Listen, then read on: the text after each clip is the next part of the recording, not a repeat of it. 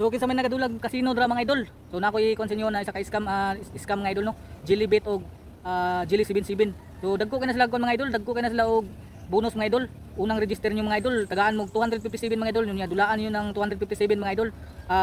Padagon mo na hantod mo abot og 25, 26, 28 mil.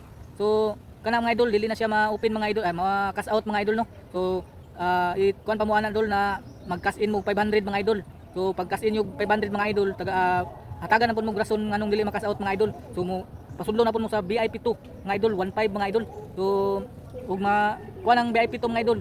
Maura gyapon mga idol, naalagya po yung rason mga idol para maabot mo ito na po mo VIP 3. So kanang kuan mga idol.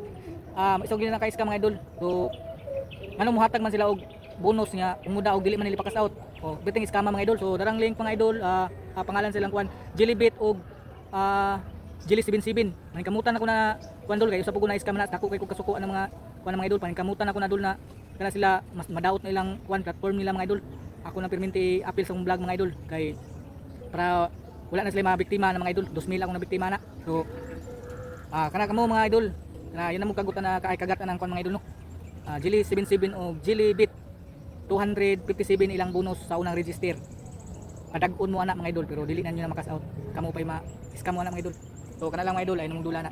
Mga idol.